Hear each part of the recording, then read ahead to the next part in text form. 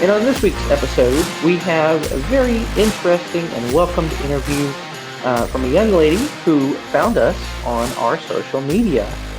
So, ladies and gentlemen, I would like to introduce Miss Haley. She's going to recount to us some of her stories, her encounters with the paranormal and high strangeness. So, Haley, thanks for coming on. Thank you for having me. So you found us on Facebook, and to the listeners out there, you can find us on pretty much all major social media: Facebook, Twitter, Instagram, Threads, and Twitter. Although our Twitter handle has changed, it's now ParaOps23 because X, for whatever reason, decided to suspend my account. So ParaOps23 on Twitter. But all the rest of them, all the handles are still the same, and we'll make sure to put that up at the end of the episode. So please, if you want to be on the show like Haley, give us a shout out. So Haley, you had some stories for us, and we don't have any particular order. And whatever order you kind of want to go in, just feel free to dive on in. Okay. Um, One of the stories um, involves orbs and just like strange, um, like electrical malfunctions. Um, Me and the people of Squatch Fishing Outfitters, we Mm-hmm. were on an expedition, a Bigfoot expedition, uh, and we were at one of the locations that gets some decent activity. And usually we'll split off into two groups. One of the groups will go hiking, and then another group will stay at the fire. And Mm-hmm. I was part of the group that stayed at the fire. Um, and after the other group had left to go hiking, we had started the fire up. Um, because it was like really dark up there, and you don't want your you don't want your fire to go out. We were all Mm-hmm. sitting around talking, and we started hearing like branches break around us, and we'd shine our flashlights, and we couldn't see anything. Um, and so we just kept talking. Um, but then you'd hear one to the right and one to the left, and they didn't sound like small branches. Um, and then all of a sudden there was little rocks being thrown at the only male in that little group. And I've heard that happen before. Um, and that night there was like three or four women and only one guy. And it's kind of weird that he was the only one getting rocks thrown at him. Um, we shined our flashlights, couldn't see anything. Um, and things just kind of kind of ramped up from there. Um, All right, so let's pause just a minute. uh huh. So you're up, I'm assuming in North Georgia. Yeah. All right, and what was the group? The Sasquatch Fishing. Squatch Fishing Outfitters. Okay, I think I ran into those guys at the conference the other week. Yeah. So we'll definitely give them a shout out and put their link in the description. So you're at this campsite. It's what, like the early morning, early part of the night, like the middle of the night, late night, what? It was probably about 9, 10 o'clock. It was in the summertime, so it was just right when it had gotten good and dark. Okay, okay. In the you said you heard snapping. Now, was this? Do you think that they were breaking branches, or do you think this was something they were stepping on? I mean, the it was weird because everything else was quiet. It was Hmm. very eerily quiet, and then out of out of that quietness, you could just hear branch break, and then to the right, a branch break, and then behind us, a branch break, and so it's So just these kind are of odd. these are branches. They're not twigs like something stepping on it. You think? No, it sounded a lot louder. Okay. And then the one male that was with you in camp, he was. getting the pebbles thrown at him. Yeah. Okay. Yeah, we Okay. were just sitting there. We started seeing rocks rolling in. All right. Well, that's definitely not unheard of. So, okay. So we're around the fire. We got limbs breaking to our different directions. Got one guy receiving some pebbles being thrown. Uh, Hmm. did you collect any of the rocks? No, we did not. Um, Probably should have. Now that I think about it, but one reason, Well, go ahead. um, one reason why I thought maybe there was something breaking branches was that we were trying to keep the fire going, so we were out there, and we were a couple of them were trying to get some wood and brought it back in, and we weren't really trying to be quiet at all. Mhm. um, and so I don't know, like, maybe they heard Okay. us making the noise and wanted to do the same. I don't know. Oh, okay. So you think maybe they might have been mimicking you then? Possibly. Okay. Well, it could be that they were mimicking you, or it could be that they wanted to try to mask themselves. So maybe you would think it was one of your other campers, and you wouldn't think anything of it. Maybe. I don't know. Um, but the time that we started hearing all the branches break, we were all together by the Hmm. fire. Um, Okay. Now, did you have was it a did you have a big fire or a little fire or? yeah, they were building that fire up because um, we were having trouble with the fire trying to go out that night, and so um, yeah, we were trying to keep it fed. So I imagine there was probably a decent amount of smoke coming off of it. Mm, possibly. Possibly. Okay. Well, I was just thinking, they might have been attracted. They might have smelt the fire and it's like, ooh, somebody's got food. We're gonna be cooking. So the pebbles or the rocks. Did you ever find them? Do you know like how big they were? Were they? Do you know a size? Mm, they weren't really big, but they weren't really small. Um, Yeah, like gravel, like you might have in a driveway. no, a little bit bigger than that. Okay. So Like I like a would say decent sized fishing weight. maybe maybe a little smaller than golf ball size. Okay. All right. So all right, we're in camp. We're building the fire up. We hear noise to our sides. We got some rocks coming in. Take us to the next step. What's going on? Well, we were just trying to be quiet and listen to what was around us and everything. And um, at one point during that night, the guy in our group had seen an orb. He said that it looked blue and about the size of like a basketball. Um, Mm-hmm. and then we were trying to get a hold of the other team, but we had walkie talkies and we had them fully charged. Um, Tested them before they left, and everything was fine. And then when we tried to contact them, they kept dying on us, and so we couldn't get in contact with them. And we were getting to where we were wanting to leave. Um, then we had heard a growl coming from. It sounded like the other side of the cars. Um, and we were trying to contact them, saying, you need to get down here. We really want to leave, and it was getting close to midnight.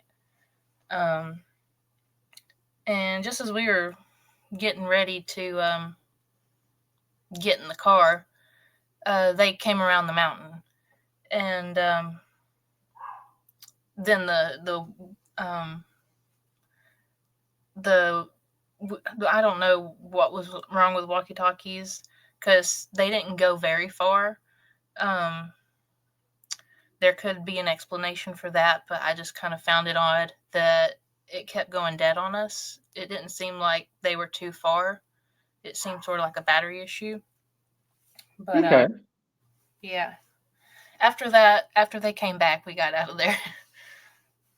All right. So you had you said the gentleman that saw the orb, it was the same person who was getting the rocks tossed at him. Yeah. Okay. Did he describe anything else about the orb? Like I know you said it was a basketball size. Um, did he maybe describe the light, or was it have motion or a color or what?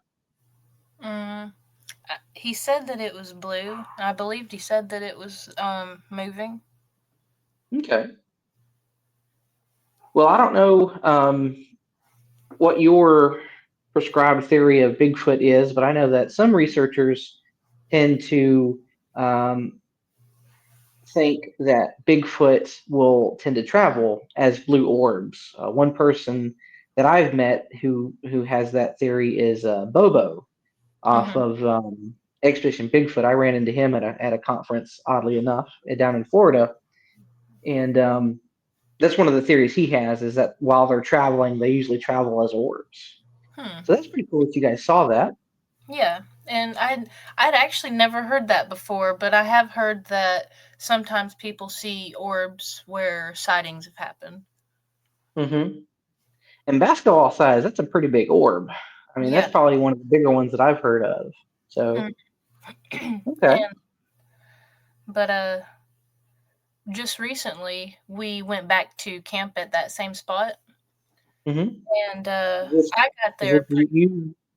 is this you with the outfitters or just you or Well, a lot of the in the woods stories is with the outfitters. Um, okay. some of the more ghosty things are just me or my family. Okay. All right. Go ahead. Um, but we were going on another expedition, and so we were going to camp up at that same spot. And it was um, about 8 or 9 o'clock. I was getting there kind of late, but it was already dark, and everyone had all their stuff set up, and they were out hiking. And I was going to get out and set up my tent so I could be ready for them when they get back. But I got to walking around and kind of saw how dark it was and remembered all that stuff from last time. And I didn't really want to be out there by myself. And so I just got in the car and waited for them. And after a little while, uh, I saw what looked to me like an orb. There could be another explanation, but it looked to me like a pale white orb um, come out from behind a tree across the camp and kind of slowly fall into the ground. Um, I it I don't know how else to explain it other than it looked like an orb. Um, and then later, well, no, it was actually the next night.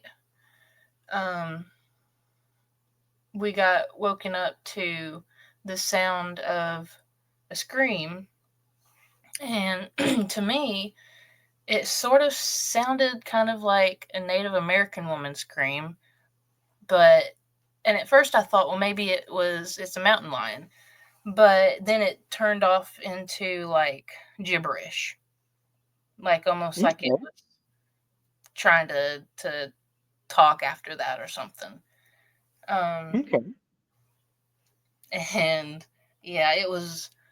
I was in a pop up that night, and right out, like it was right outside, and Hmm. yeah, don't know You what it. got your attention. Yeah, I'd set up my tent, or I was going to, and then Michelle, she was like, "No, it's kind of been raining. You don't need to get your tent, um, wet and muddy. So just stay in the pop up with me." But Okay. yeah, that spot's always got something going on. All right. Well, you definitely have more run-ins than I have. That's for sure. For sure. And Um, yeah, so, have you ever heard of the Sierra sounds? yeah, and that's sort of what it sounded like um, after it stopped screaming, of course. Mm-hmm. And we've Okay. heard mountain lions scream before. We were not hiking and heard one really close scream, and they do sound like women. Um, but I've never heard a mountain lion able to just start talking in gibberish after that. Mm-hmm. Mm-hmm. I'll tell you something that screams that I didn't know uh, made such a scream, but peacocks. Hmm. Peacocks have a blood curdling scream. Um, yeah, we had some. They're not really wild. They're kind of wild. Some guy had them, and like he didn't clip their wings, and so they would fly off, and then they'd come back to his property every so often. Mm-hmm. But they roost in trees, and one night I was at work, um, guarding a marina. I work security, and all of a sudden I hear noise, and I'm like, "Oh my god, someone's jumped off the dock or something." And told my boss about it. He's like, "Yeah, there's peacocks out there. That's probably what it was." Okay, so not quite. So the screams happened after the other team had come back and you guys were bedding down for the evening. Yeah. Okay, and you said it sounded close. Yeah, like it probably sounded um maybe 20 feet away. I wouldn't say it was any further than that. It was really close. Mhm. And had it stopped raining by that point? Yeah. Okay, all right. Well, that is definitely interesting. I'll have to reach out to those guys and see if I can't book an expedition. Oh yeah, All right. I would definitely recommend it. Okay. And they always try to you know, disprove a lot of things. Like they're not going to say every twig broken is a Bigfoot or anything. They like to do the process of elimination before they outright say, oh, that's a Bigfoot or that's this or that. Okay. So that's what I like about Nice. Did you do the fly fishing? them. Yeah. Um, Sometimes they'll do like the combination uh, Bigfoot and fly fishing, and that was really fun.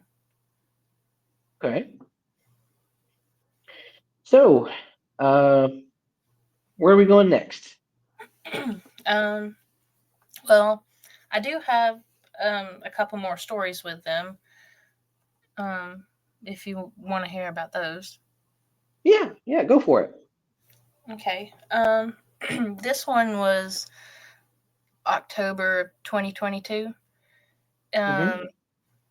and we were in like the Blue Ridge Mountains, and we were going on an expedition, and usually we'll find a trail or like a Forest Service road to go down, and we were pretty deep into the woods on this Forest Service road, and we had the FLIRs, the thermals.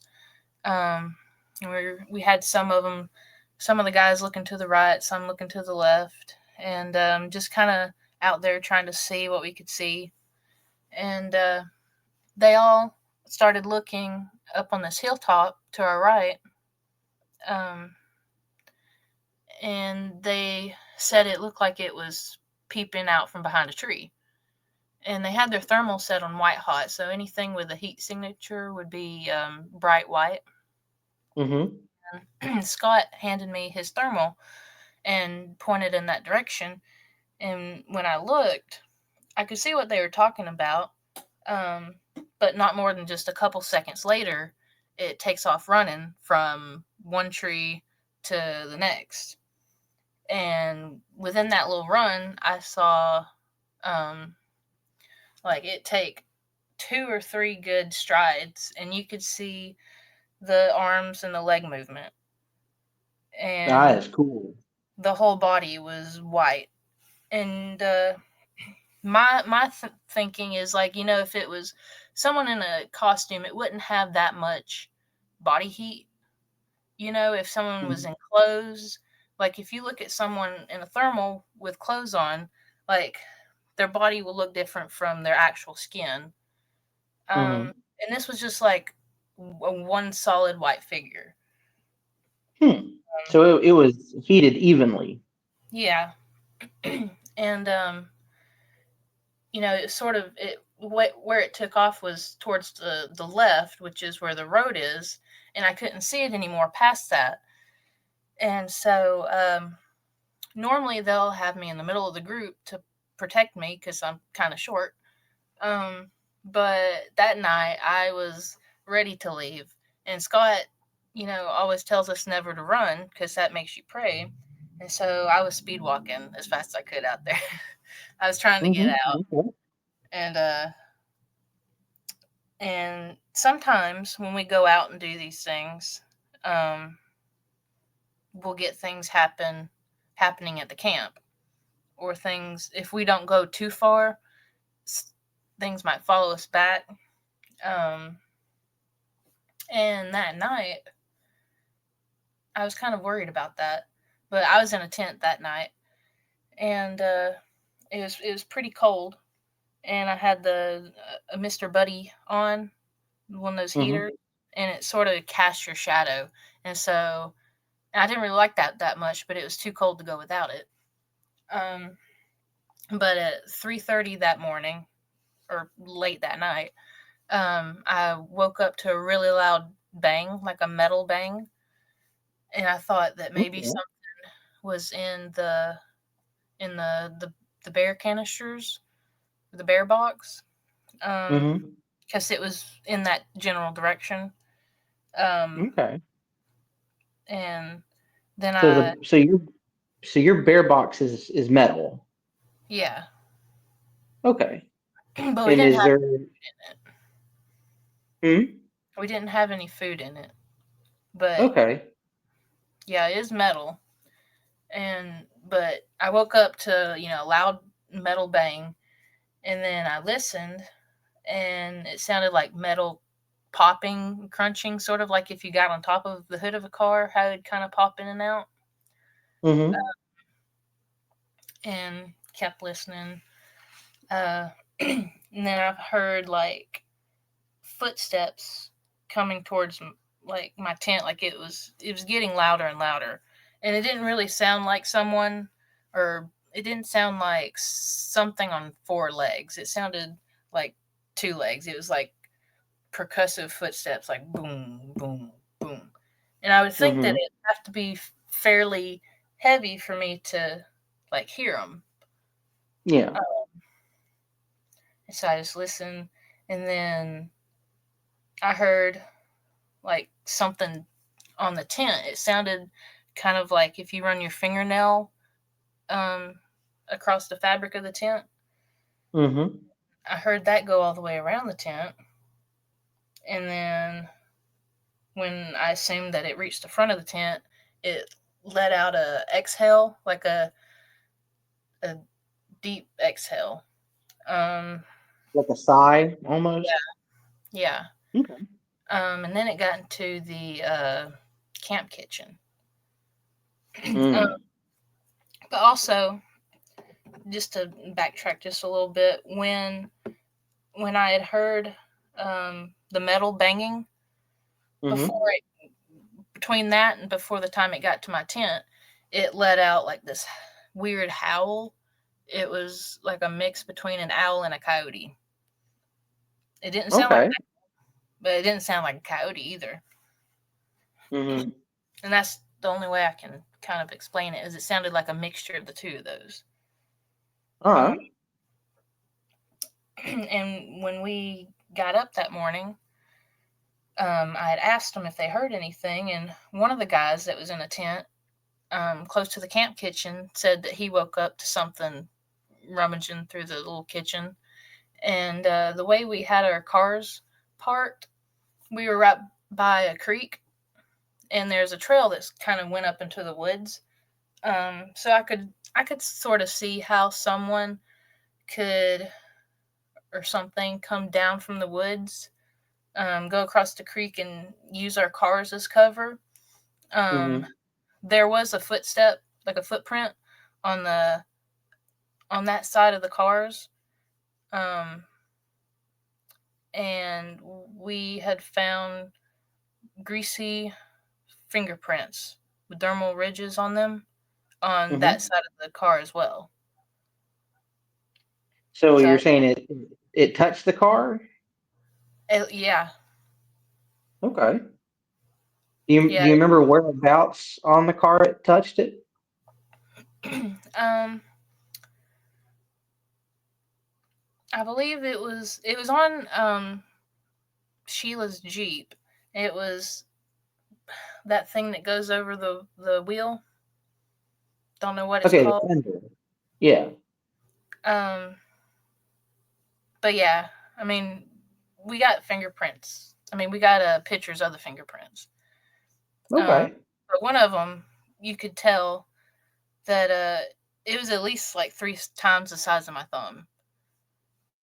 Hmm. Um, but it's just weird because I mean, you could tell the lines, like how you have like fingerprints, the lines on your thumbs and fingers. Um, Mm-hmm. but yeah, it's just kind of weird. Okay. So just walking past the car, it just kind of nonchalantly, put its hand down as it was walking to maybe steady itself or just, out of habit, something's there, I'm going to put my hand on it. Yeah. That's pretty cool. Okay, Mhm. so let me make sure I got this straight. So you had your cars parked um, in a line, and you think that it came from the other side of your vehicles. Yeah. Um, if I had to guess, um, if this was something that came from the woods, um, it looked like it came down off that little trail across the creek, and got to where the cars are, which was right across the creek, um, and was walking on the outskirts, of the cars, and that's where the Okay. footprints and fingerprints were found. So where all right, so let's say so in your tent, all right, let's say you're facing the door of your tent.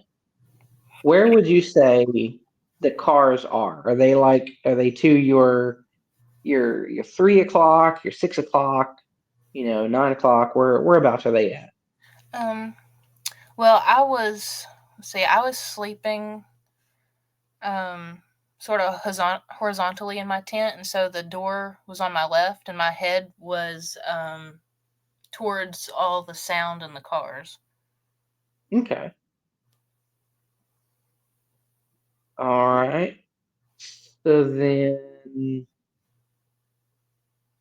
I from can coming draw it off your tent, better. then it would probably be at your 9 o'clock or your 3 o'clock ish, I would say.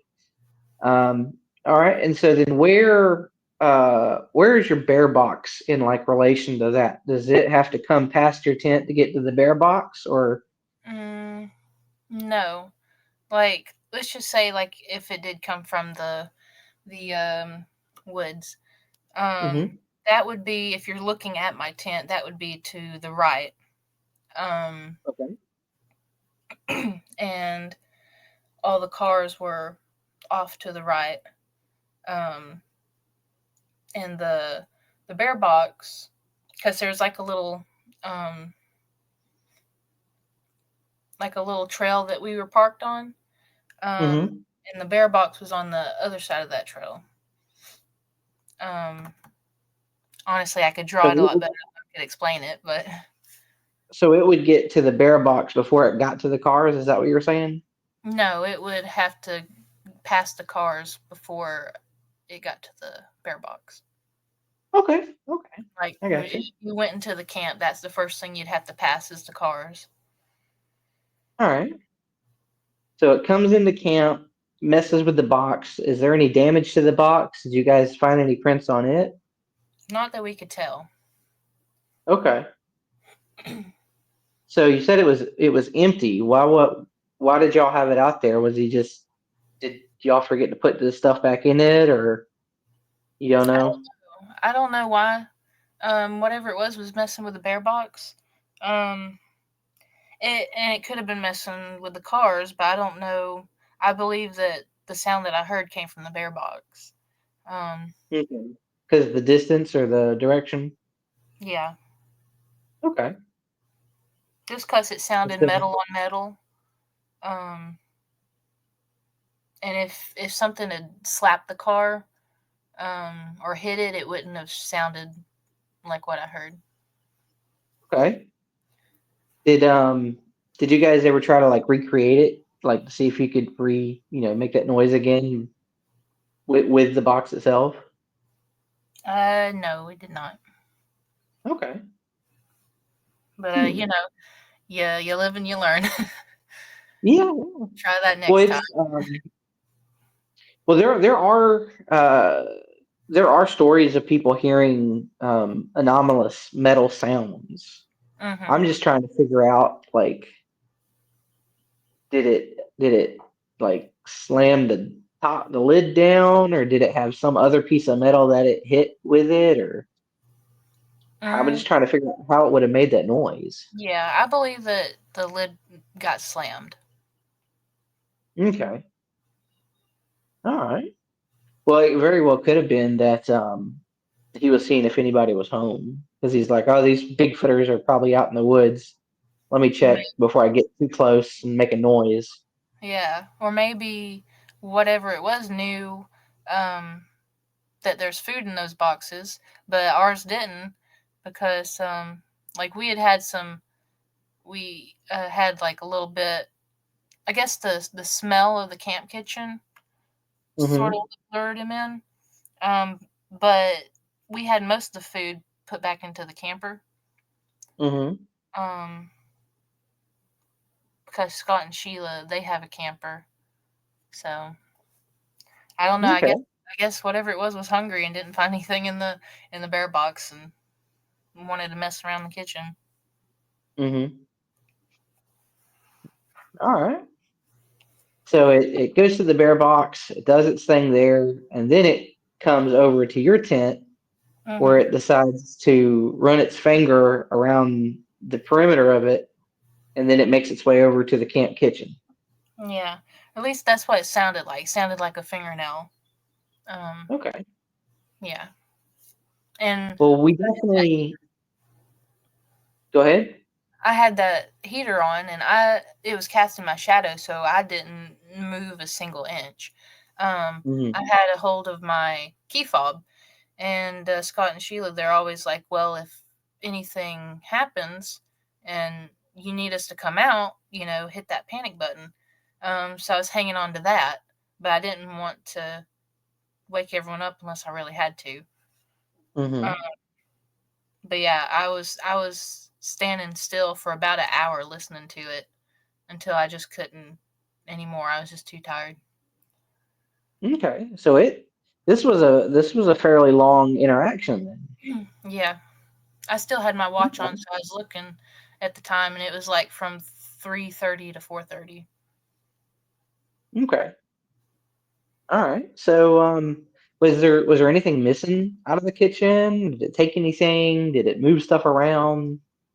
Mm, well, we had put up all the food, so I mean, some things were displaced, but I mean, you can't really make too much of it. It wasn't like it came in and completely destroyed it or anything. Yeah. So the only handprint you found was on the Jeep. Yeah. Okay. All right. Well, yeah, that is definitely interesting, and we do know that they will touch people's tents and poke them and rub on them. Mm-hmm. So that's something that's pretty well documented, Yeah. and definitely you know if there's a bear box and it knows what a bear box is, which presumably it probably would, or at the very least it might smell the food residue Yeah. um, from where you guys had been cooking or storing food. So that's pretty cool interaction, especially since it lasted so long. Yeah. Um, so okay, so would you say that in your estimation for that particular event would you say that there was only one of these Bigfoot that Mm. you were really able to observe or perceive? If it was the same thing that I saw in the thermal, I would say it was only one. Hmm. Um, but it could possibly have been two separate things. I'm not really sure. Um, Okay. but in my mind, it just felt like it was only one. Okay. I know there are some accounts that I've heard where they'll have like a group of them, Mm-hmm. and they'll send like the youngest, smaller one kind of into the camp or at least out on the perimeter to check and see if everybody's asleep. Mm-hmm. Um, but this seems like if it was just one, then it's just there poking around. Yeah. So okay, well that is definitely interesting. And so that was the same night that you caught the image on your thermal. Yeah. Okay, outstanding. Okay, well I think we got time for maybe one more 10 minutes or so. Okay. So if you got one more, I'd love to hear it. Well, I do have one more Bigfoot story, but also have a couple um, weird things that had happened around the house. Just whichever you want to hear. Whatever you wanna, wherever you wanna go. If we go over a little bit, that's fine. Okay. Well, um, on one of the expeditions, um, I was part of the hiking group, and there was probably about 5 or 6 of us, and we were walking down this Forest Service road with our headlamps, and it was a pretty overgrown road. It hadn't been used in ages, um, and there was a lot of noise. And so, like, bugs and crickets and stuff, and we were about to turn back around um, when everything got really quiet. Um, and I looked that up, and apparently, people call it like the Oz effect or the Oz factor. Um, but everything got quiet, the bugs, everything, and so we stood there for a few seconds, and then um, up on the hill in front of us, something started whooping, and we listened to that for a couple minutes, and it didn't seem like it was going to go away. And so Scott decided to start leading people back the way we came. And throughout our time going back, it didn't sound like the sound was getting any further away. It kept making the whooping sound, um, but it stayed sort of consistent. Like it was with it.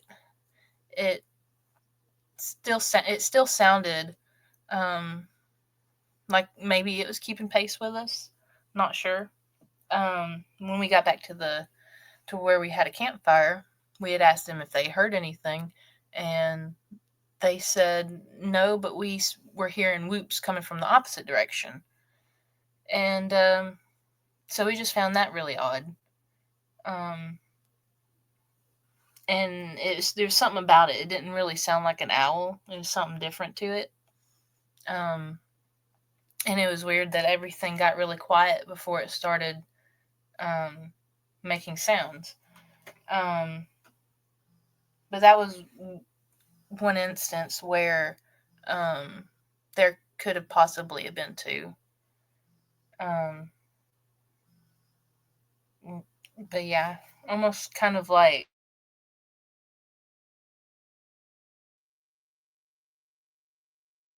Okay. So, so let me make sure I got you right. So you were on the outbound crew. You guys went out, and then you heard whooping, and then you continued on, is what you were saying, and it seemed like it was pacing you.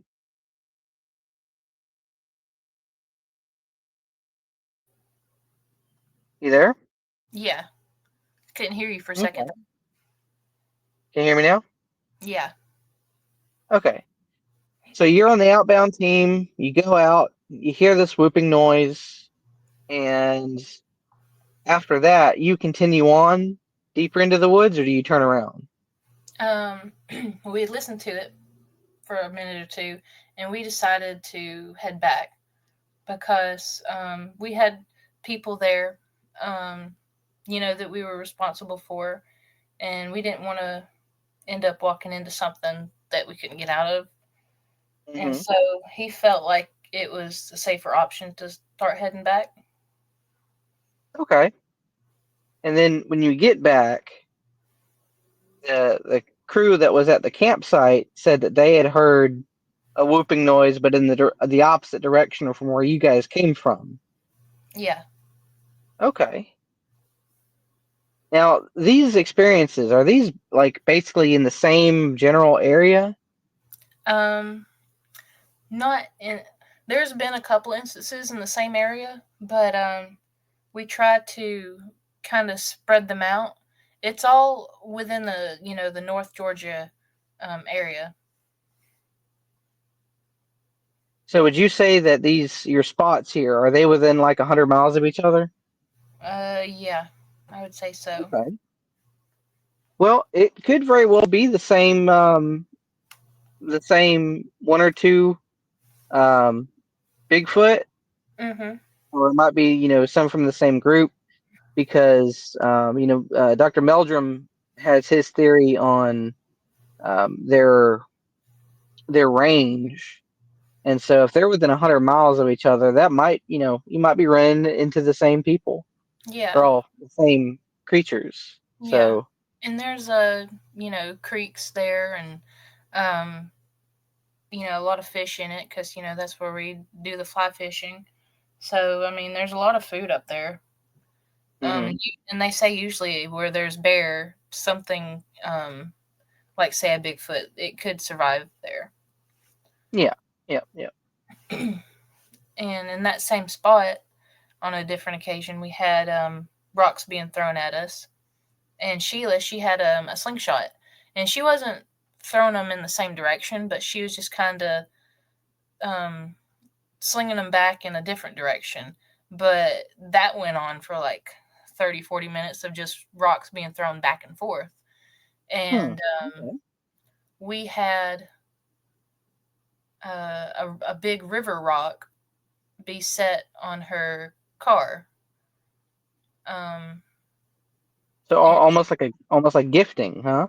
yeah, and so she has that rock now in her curio cabinet, and she said that I guess I'm married to Bigfoot now because he gave me a rock. I always find that funny. Yeah, yeah. All right. Well, it sounds like there's definitely some activity up there in the Blue Ridge Mountains of Georgia. Yeah. Uh, Hopefully, I'm going to be making a trip up there at some point. Mm-hmm. So, um, we'll go ahead. We'll end it with that story. But just tell me what you think. What kind of feeling did you get from the interactions? Did they feel threatening? Did they feel inviting? Were they just like, hey, we know you're here, we want you out, or Um, hey, I know you're here, I'm gonna mess with you? they a lot of it had. it feels like they're like with the rock throwing. It feels like they're curious, Mm-hmm. um, but with the growl, Mm-hmm. that instance, it didn't really seem. It sort of seemed like he was kind of getting tired of it, like getting Mm-hmm. frustrated. Um, and so I didn't really get a good vibe from that area in general. Um, but yeah, and that whole experience with it coming into to camp, I mean, listening to it, Mm-hmm. I I don't know, I wasn't about to go out there and shake his hand or anything. I got um, you. Yeah. it was it was just pretty eerie because I couldn't put a name to it. Like the sound Mm-hmm. that I heard, I couldn't for sure say if it was this or that. Mm-hmm. So it was just sort of unsettling. Do you remember what the size was on that footprint? Um, I can't quite remember the size of the footprint, but it was bigger than Scott's footprint, and he's a grown man. Yeah, he's a decent sized guy. Yeah, Okay. Well, I was thinking, if you knew what the length was, we might could try to figure out, a height on it. yeah. But that's all right. I do appreciate you taking your time to, tell me your stories, and I hope that you are not, not scared off, but encouraged to keep searching out there for, whatever it might be. What do you think it is? Do you think it's definitely a Bigfoot, or do you think it's something else? Mm, well, I like to keep an open mind, and it could very well be a Bigfoot, or um, it could.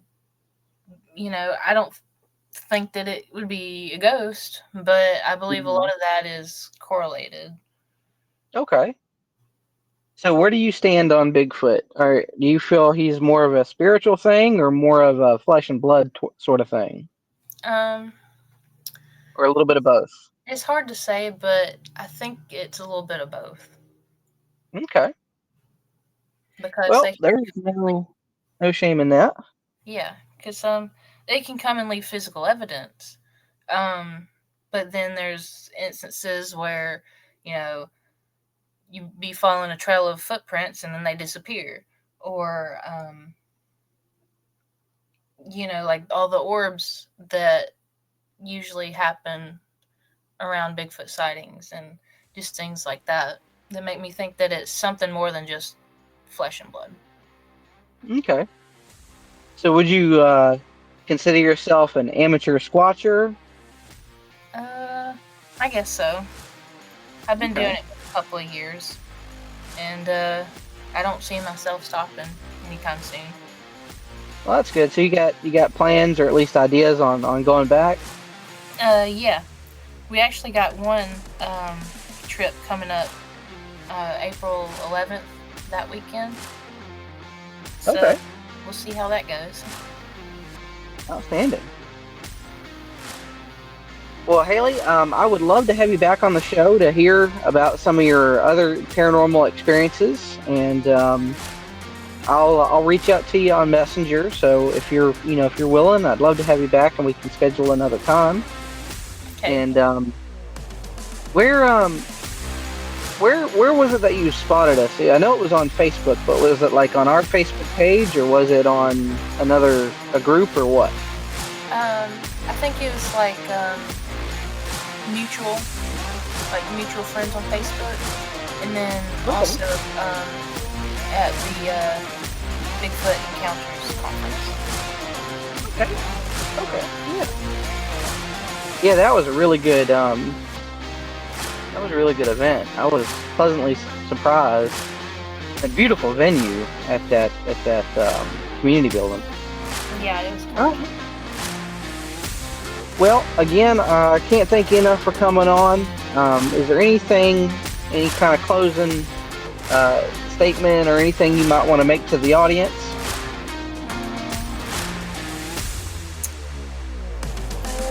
I guess not. Guess not. Well, that's all right. So again, thanks for coming on. And folks, if you want to be like Haley and you want to come on the show and share your experiences again, reach out to us through our social media. We're on all of them, even YouTube, Rumble, and then you may also reach out to us through our Gmail. That's going to be paranormal operator, the numbers 23 at gmail.com. So Haley, I guess I hope to see you back, or at least hear you back on our podcast. I hope you continue to get out there and look for the truth. And as I always tell our listeners, keep searching in the darkness.